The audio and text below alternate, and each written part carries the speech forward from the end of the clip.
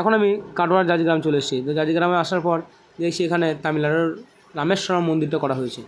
তো খুব সুন্দরভাবে বানানো হয়েছে, ওই ঠিক ওই আদলেই করা হয়েছে। তো এবার আমরা সামনের দিকে যাবো। তো সামনে দেখছি ইনি বসে আছেন। তো ওনাকে দেখে খুবই মনটা ভালো হয়ে গেল, দেখতে খুব ভালো লাগলো।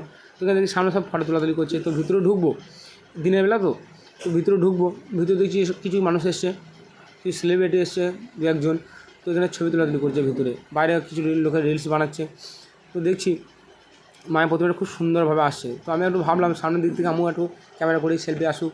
তো এগুলো দেখার পরে বেশ কেমন একটা লাগছে, রোদের ছটাটা আসছে বলে আমি বললাম যে না কিছু না, একটু ভিতরে যাবো। ভিতরে গিয়ে দেখছি একটা মানুষকে নিয়ে সবাই ফটো তোলাতুলি করছে। একটা মানুষটা হচ্ছে চেনা পরিচিত, অনেক পরিচিত, ফেসবুকে ইনস্টাগ্রামে এখন খুব ভাইরাল মানুষ। তো আমি ভাবলাম দেখি ওনার কাছে যাই। তো ওনার কাছে যাওয়ার পর দেখছি উনি একজনের সঙ্গে ভিডিও শ্যুট করছেন। তো শ্যুট করতে করতে আমি বললাম দাদা একটু সেলফি তোলা হবে? তো উনি বললেন বেশ ভাই, এটা তুলে দিই, তারপরে তুলে দিই। তো আমি ওর মাঝেই আমি ছবিটা তুলে নিলাম। তো ওনার পাশে একজন ছিল, উনি আমাদের ছবির মধ্যে চলে এসেছেন।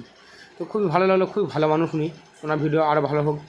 তো আমি এবার বেরিয়ে চলে আসার পর দেখছি, ভাবলাম যে ছবিটা গোটাটা পুরোটা নেবো আমাকে নিয়ে। আবার ওনার সঙ্গে দেখা করার পর আমি বেরিয়ে আসছি। ভাবলাম পুরোটা নেবো, কিন্তু আর হচ্ছে না। এত বড় করেছে, এত সুন্দর করেছে যে একটা ছোটো ফোনে কোনো রকমে আসছে না, অনেকটা দূর থেকে নিতে হবে। তো আমি বাড়ি যাওয়ার পথে একটু দূর থেকে রাস্তার ধার থেকে নিলাম ছবিটা। তো তোমরা যারা এখনও আসোনি অবশ্যই এসো এবং দেখে যাও, খুব সুন্দর লাগবে।